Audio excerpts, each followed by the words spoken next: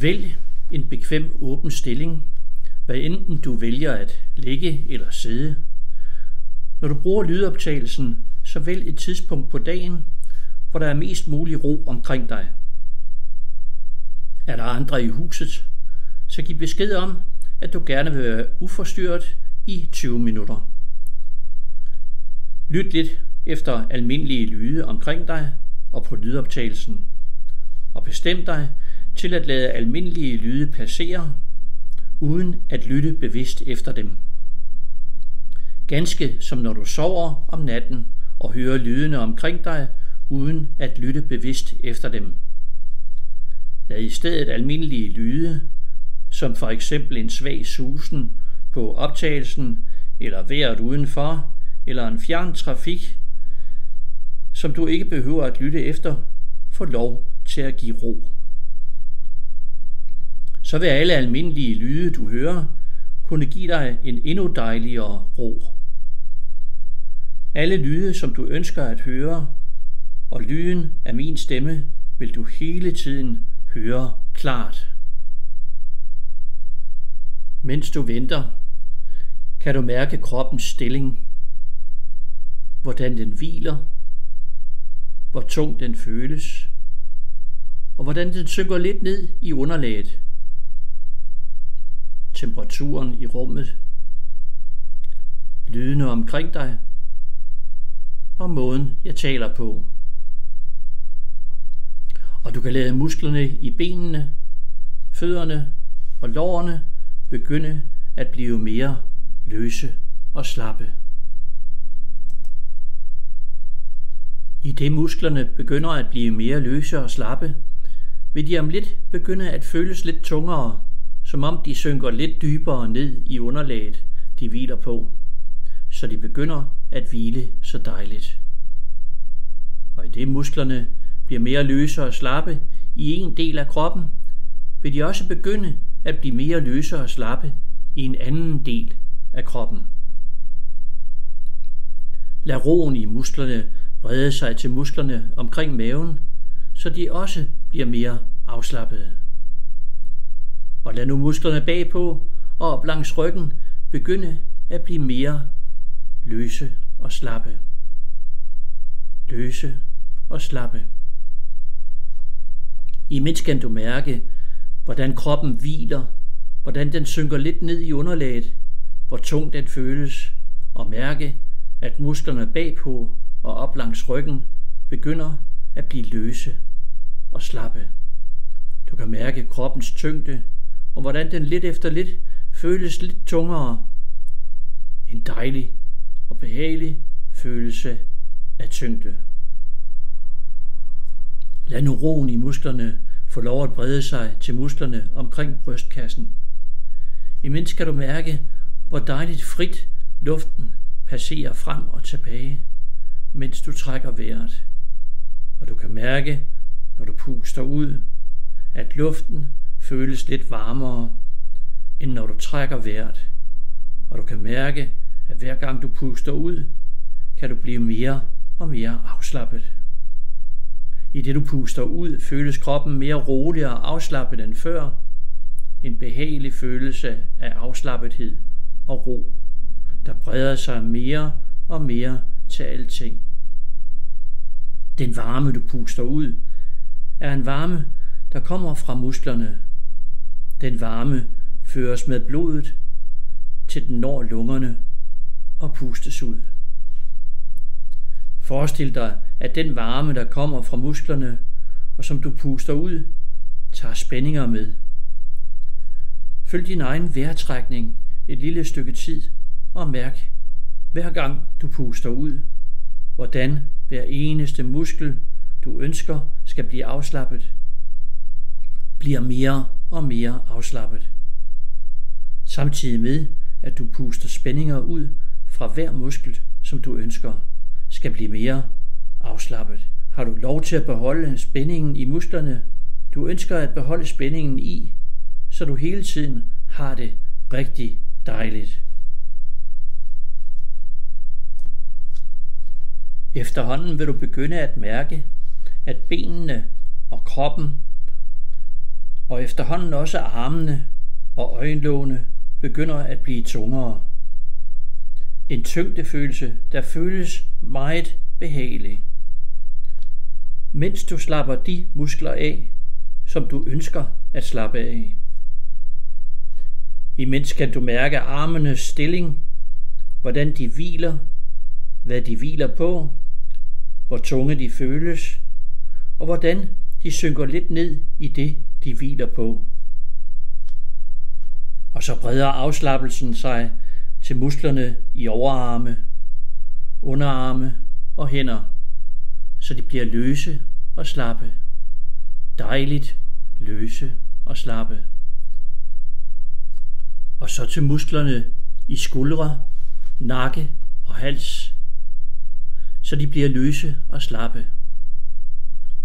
Og derefter til musklerne til underkæben, så de lidt efter lidt bliver så afslappede, at det er lige før kæben synker ned.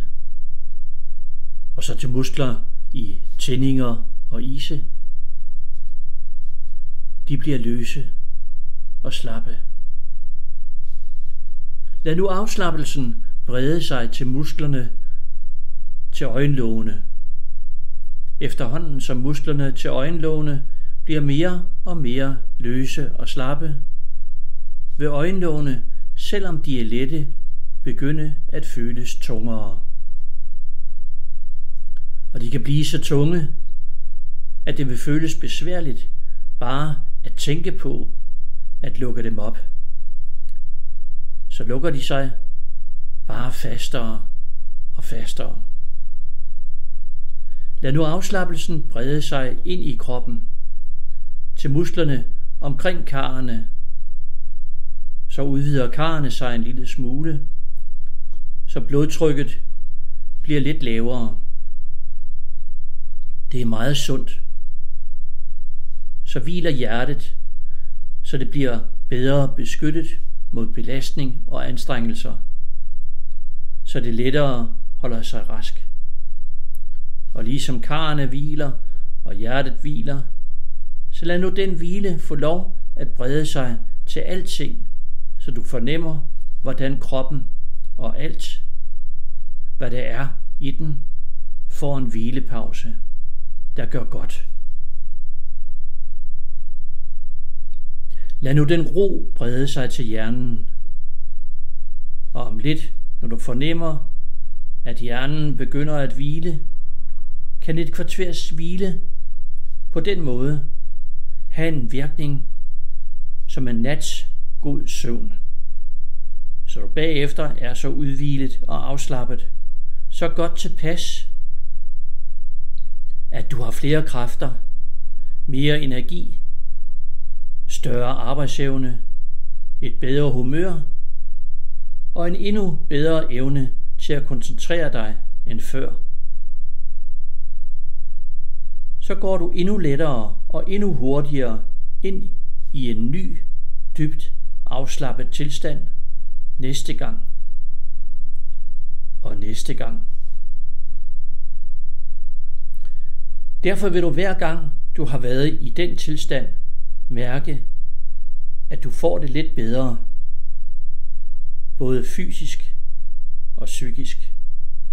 Så dagen i morgen bliver lidt bedre end dagen i dag, og dagen i overmorgen endnu lidt bedre end dagen i morgen. Så du bliver lidt bedre dag for dag, uge for uge og måned for måned.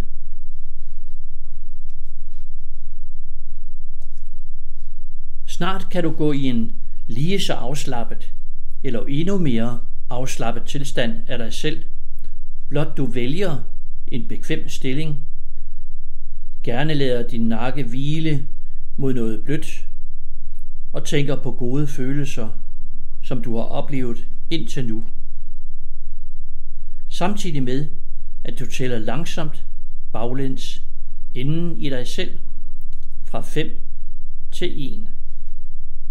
Så vil du, mens du tæller, opleve de samme gode følelser komme i samme rækkefølge så du, når du når 1, vil være lige så afslappet som nu, eller endnu mere afslappet.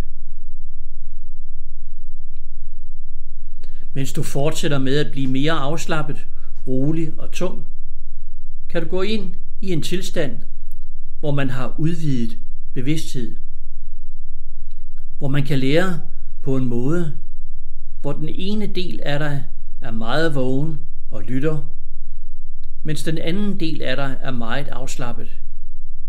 Den ene del lytter opmærksomt og lærer, mens den anden del kan sove dejligt. Når jeg siger sove, så tænker jeg på følelsen, du har, når du er lige ved at falde i søvn. Og når jeg siger dybere eller sove dybere, så oplev blot at sove endnu dybere. Du går kun i en hypnotisk tilstand, når det er noget, du selv ønsker. Hvis det kun er noget, andre ønsker, vil du let kunne holde dig helt vågen.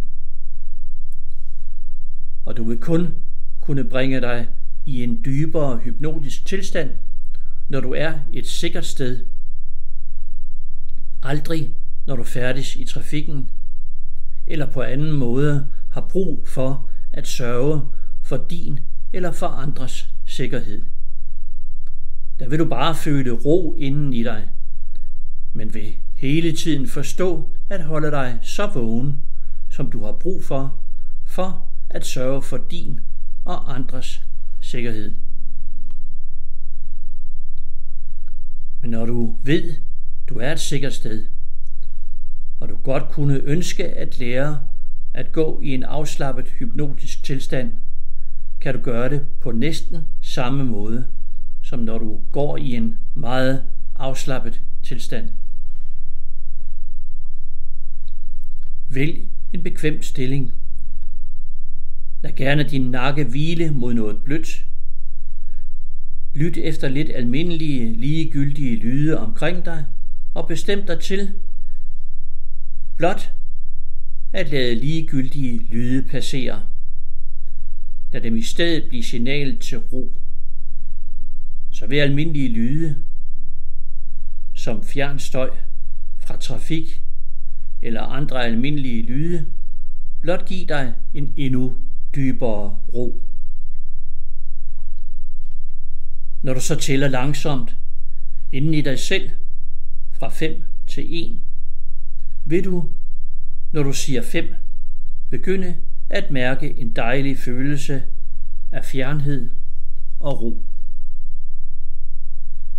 Når du siger 4 inden i dig, vil kroppen og arme og ben og øjenlåg begynde at føles behageligt tunge, og den dejlige følelse af fjernhed og ro vil blive endnu dejligere end før. Når du siger 3 inden i dig, strømmer kræfterne ud af musklerne og kroppen, og arme og ben og øjenlåg føles endnu tungere end før.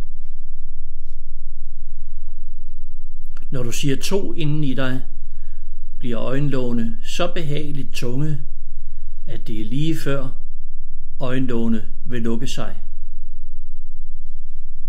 Og når du siger 1 inden i dig, er det dejligt at mærke øjenlågene lukke sig, fordi det efterhånden er besværligt at holde dem åbne, og bare rart at mærke dem glide i. Og du begynder nu at gå ind i en meget afslappet, behagelig, hypnotisk tilstand. Hver gang du går i en hypnotisk tilstand, kan du gøre det hurtigere og lettere. Du behøver aldrig at gå i en dybere hypnotisk tilstand, end du selv ønsker. Du vil altid kunne standse op der, hvor du synes, det er sådan, jeg ønsker at have det. Men du vil efterhånden, hvis du selv ønsker det, kunne lære at gøre den tilstand endnu mere intens og dejlig. Men uanset hvor intens eller dyb du gør den, vil du altid med samme sikkerhed, som du lærer at gå ind i den, med fuldstændig sikkerhed kunne vende tilbage til en almindelig vågen tilstand. Blot du tæller den anden vej inden i dig fra 1 til 5. Så vil du, imens du tæller, mærke kræfterne strømme ind i musklerne, mærke kroppen, arme, ben og øjenlåg blive stadig lettere.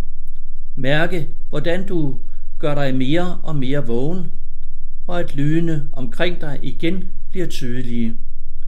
Når du når frem til 5, vil du altid mærke, at kræfterne er vendt tilbage helt, at du er blevet helt vågen, og at du let kan bevæge dig og lukke øjnene op. Men bliv lidt endnu i den tilstand, du er lige nu.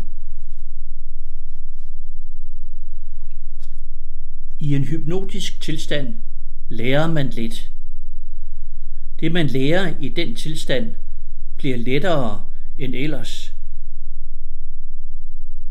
En ubevidst viden, som man kender på, at den kommer af sig selv i det øjeblik, en situation kalder på den, uden anstrengelse. Du kender den slags viden i forvejen. Du ved, hvordan du helt af dig selv holder balancen, når du går, så du ubevidst holder balancen, mens du bevidst kan nyde en gåtur med alle de dejlige indtryk. Men en gang måtte du anstrenge dig for at lære at holde balancen og tage de første skridt alene, og det var meget svært, men pludselig lykkedes det for dig at gå de første skridt alene, og du blev sikkert meget glad og stolt. Derefter gik det lettere og lettere, og snart kunne du gå og løbe, uden at du behøvede at tænke bevidst over, hvordan du skulle holde balancen. Fordi du havde koncentreret dig, blev det en viden, som en del inden i dig, i din underbevidsthed overtog, og som den lige siden har opbevaret parat til at give videre til dig, når du var i en situation, hvor du havde brug for den viden. Så du i dag med din bevidste hjerne kan nyde en dejlig gåtur med alle de dejlige indtryk af naturens lyde, former, farver, dufte, mens en del inden i dig, i din underbevidsthed, sørger for din sikkerhed, sørger for, at du holder balancen. Og du ved, hvordan du automatisk ser dig for, når du skal over gaden, så du kan gå sikkert over. Det er noget, du engang måtte koncentrere dig om at lære. Først sagde nogen til dig, se dig for, først til venstre, så til højre, og så til venstre igen, før du går over. Derefter koncentrerede du dig om at gentage det for dig selv, og derved blev det en viden inden i dig, som din underbevidsthed overtog, og som den lige siden har opbevaret, og som den giver videre til dig i situationer, der kalder på den viden, så den nu kommer af sig selv uden anstrengelse, når du har brug for den viden. Og du ved, at du kan cykle, uden at du bevidst behøver at tænke på, hvordan du bærer dig ad med at holde balancen. Så en del af dig sørger for, at du holder balancen, mens en anden del kan tænke på helt andre ting.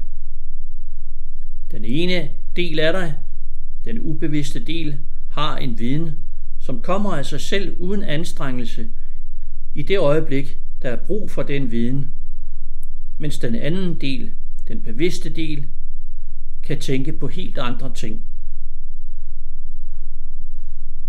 I en hypnotisk tilstand kan du indlære på en måde, så det du lærer lettere end ellers bliver en uvilkårlig viden, som du kender på, at den kommer af sig selv uden anstrengelse i det øjeblik, der er brug for den viden.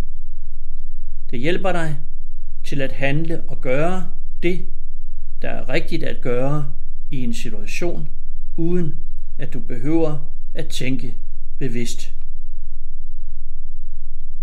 I det du går i en hypnotisk afslappet tilstand, er du i en tilstand, hvor den ene del af dig kan hvile så dejligt, som når man sover, mens den anden, der lytter opmærksomt og koncentreret, er i stand til at indlære på en måde, så det du ønsker at indlære, og som du har brug for at indlære, for at nå et mål, du ønsker at nå, vil blive en viden, som kommer lettere end ellers. I det du er i en sådan tilstand, hvor den ene del af dig hviler så dejligt, som når man sover, mens den anden del lytter opmærksomt og uden anstrengelse er i stand til at indlære noget, som du gerne vil indlære, så er du i en tilstand med det, man kalder udvidet bevidsthed. Du er i en tilstand, hvor du er i stand til at udnytte dine evner på en anderledes og bedre måde end før. Og du er i en tilstand, hvor du er i god kontakt med din egen underbevidsthed, og den viden, den rummer, og de erfaringer, den råder over, og som den kan stille til rådighed for dig. Det, som man sædvanligvis kalder for ubevidste ressourcer, som når du lærer at udnytte dem, vil give dig flere muligheder. I det du er i en sådan tilstand, hvor den ene del af dig kan hvile så dejligt, som når man sover, så tænk på den dejlige følelse du har, når du er ved at falde i søvn. Så vil du begynde at opleve den dejlige følelse, og hvis jeg siger dybere eller sove dybere, så oplev blot at sove dybere. Så kan du gå ind i en sådan tilstand, hvor den ene del af dig kan hvile dejligt, og den anden er i stand til at indlære uden anstrengelse. Så den viden, du ønsker at lære, bliver en viden, der vil ligge parat inden i dig, til at komme af sig selv uden anstrengelse i det øjeblik, du har brug for den viden. Sådan en viden, der forstår at komme uvilkårligt i det øjeblik, der er brug for den viden, kender du i forvejen. Du ved, hvordan du uvilkårligt holder balancen, når du går en tur eller cykler en tur, samtidig med, at du er i stand til at opleve naturens former og farver og lyde og dufte. Og du er i stand til at nyde fornemmelsen af, hvor dejligt det er at bruge din krop og få motion og blive sundere og stærkere. Samtidig med, at der er en del inden i dig, som sørger for, at du holder balancen. Så det, du er i en hypnotisk tilstand ser for dig, som du ønsker at lære, og som du har brug for at lære, og som det er muligt at lære, bliver lettere end ellers. En viden inden i dig, som ligger parat til at komme og hjælpe dig i det øjeblik, du har brug for den viden, så du pludselig kan blive overrasket over at huske noget, som du ikke troede, du havde lært endnu. Og det, du i den tilstand oplever at kunne, som du ønsker at kunne, og som det er muligt at kunne, bliver let en viden inden i dig, som ligger parat til at komme i det øjeblik, der har brug for den viden. Så den bevidste del af dig kan tænke på helt andre ting, mens den ubevidste del af dig uvilkårligt sørger for, at du gør det, der er rigtigt at gøre i en situation uden anstrengelse, ganske som når du cykler eller går og tænker på helt andre ting, samtidig med, at du uden anstrengelse holder balancen. Det er det, som sportsfolk udnytter gennem det, de kalder mentaltræning, hvor de i virkeligheden træner i at gå i selvhypnose, og i den tilstand oplever at kunne noget, de har brug for at kunne, for at nå deres mål, og som det er muligt at kunne, og hvor det viser sig, at den gruppe, der træner både i virkeligheden og i mentaltræning, klarer sig bedre end den gruppe, der kun træner i virkeligheden.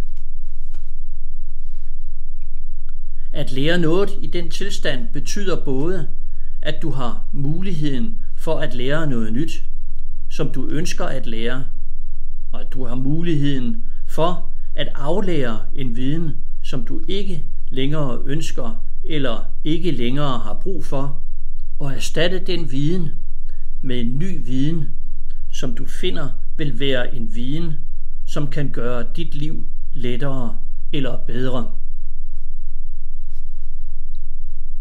I det omfang, du mærker ro, så lad den dejlige følelse af ro brede sig endnu mere og blive endnu tydeligere. Og sig så ordet ro inden i dig selv, så vil ro og følelsen af ro kunne knytte sig til hinanden, så du, når du i en situation har brug for ro og siger ordet ro inden i dig, vil kunne mærke en ro begynde et sted og brede sig mere og mere og gøre det lettere for dig at få den viden, der ligger parat inden i dig, til at hjælpe dig med at klare det, du har brug for at klare, til at komme lettere end ellers. Så kan det ske, at situationer, der før har virket vanskelige, begynder at blive lettere at klare. Som om ordet ro er begyndt at dukke op af sig selv, når du har brug for det. Der er så mange dejlige oplevelser, du kan opleve, når du er i en sådan tilstand, hvor man føler sig meget afslappet. Du kan sidde i en stol et sikkert sted og være i en hypnotisk tilstand og lade en anden del af dig opleve at være et sted i naturen, i en oplevelse, som du har oplevet som den dejligste og roligste og mest afslappende oplevelse, og opleve vejret, som du allerbedst kan lide det, når du vil opleve det sted.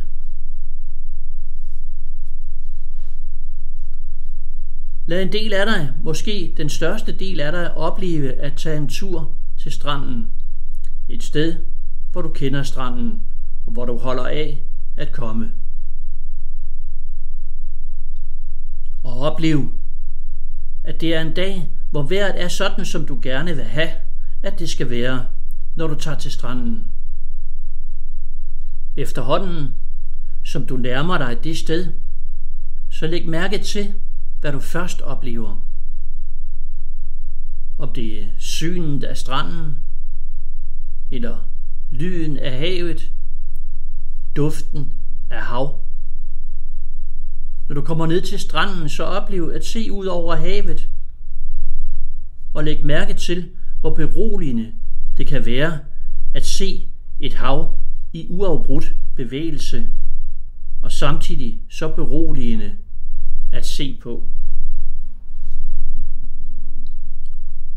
Lyt efter så godt du kan den dybe lyd af bølgerne langt ude, den dejlige brusende lyd af bølger, og også den rytmiske, beroligende, lette lyd af bølger, der når land, skyller op standser, trækker sig tilbage og møder en ny bølge. Prøv at følge en bølge med øjnene, fra den er langt ude, mens den dukker op og forsvinder og dukker op og forsvinder og kommer stadig nærmere, indtil den til sidst når land, skyller op og standser og trækker sig tilbage og møder en ny bølge.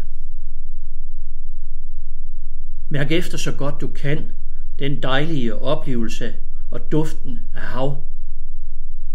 Det, der får luften til at føles så ren, så man får lyst til at trække vejret dybt og fylde sine lunger med en duftende, ren luft. Og opleve, hvordan det føles at gå langs med havet. Lidt besværligt og alligevel dejligt at gå i sandet og se dig om efter et sted, hvor det ser ud til, at der er læ, og hvor solen skinner. Så oplev, at du går derhen, hvor du kan sidde eller ligge og fornemme sandet under dig. Og måske opleve at være i solen, og med lukkede øjne opleve solens blændende lys bag de lukkede øjenlåg. Og opleve solen, som giver en behagelig blid varme et sted på huden. En dejlig behagelig varme, som lidt efter lidt breder sig ind i kroppen og gør en døsig og godt tilpas. Og det kan også ske, at du samtidig oplever, at du kan se dig selv hvile på en strand og opleve solen. For din hjerne kan mange ting. Behold nu de gode følelser inden i dig. Lad dem fylde så meget du kan. Og være så kraftige, så du kan nyde de dejlige følelser. Og være et med dig selv.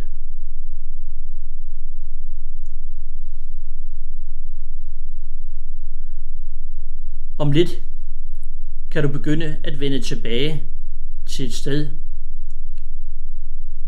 hvor du startede med at sætte dig, eller lægge dig og lytte og gå i en hypnotisk tilstand. Og du kan vælge den vej tilbage, som du synes bedst om. Vær et med dig selv.